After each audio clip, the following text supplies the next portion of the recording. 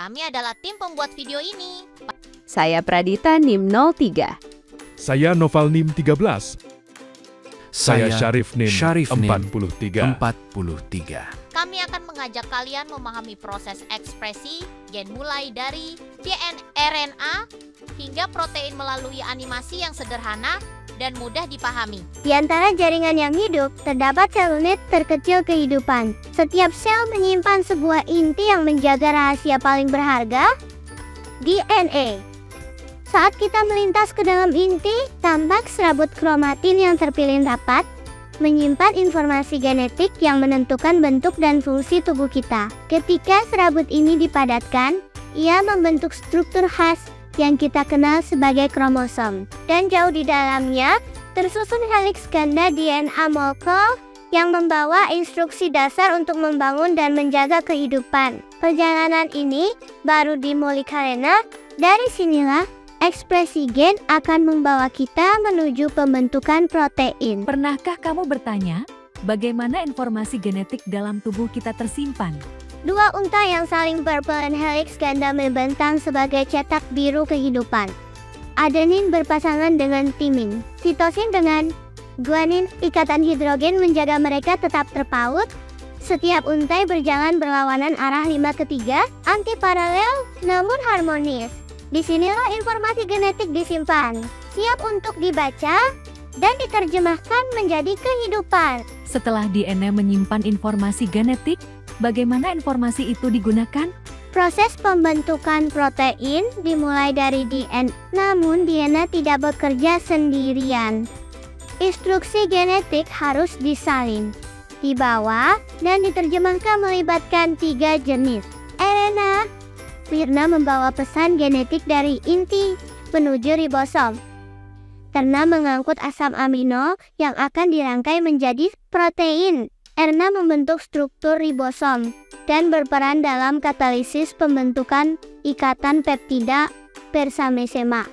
Ketiga RNA ini menerjemahkan kode genetik menjadi protein mesin kehidupan yang membuat sel dapat berfungsi.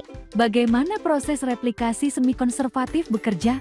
Sebelum sel membelah, DNA harus digandakan melalui proses replikasi. Replikasi terjadi secara semi-konservatif. Satu untai lama dipertahankan, satu untai baru disintesis.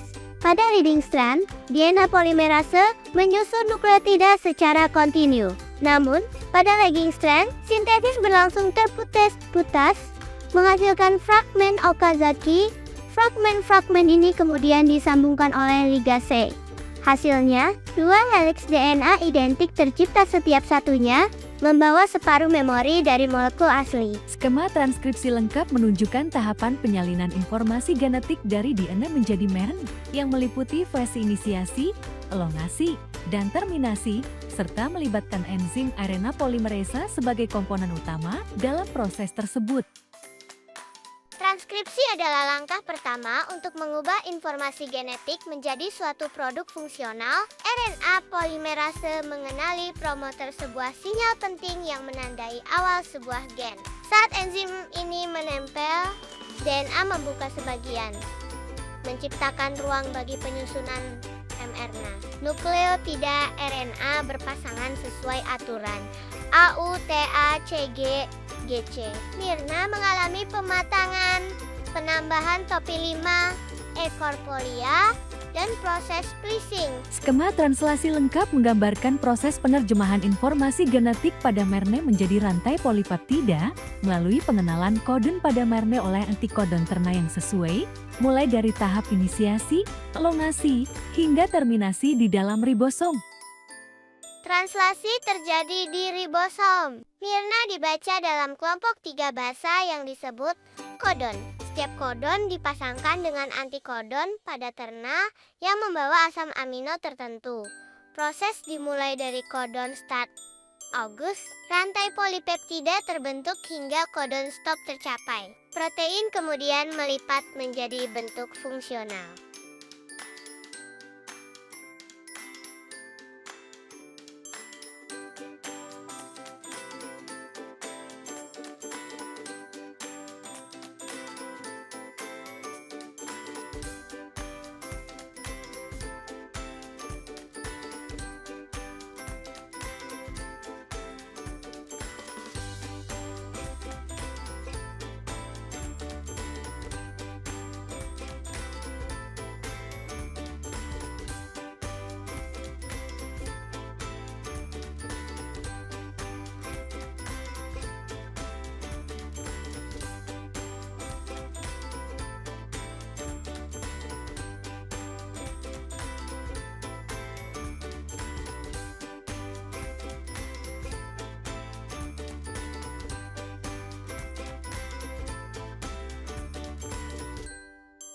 DNA menyimpan seluruh informasi genetik kehidupan.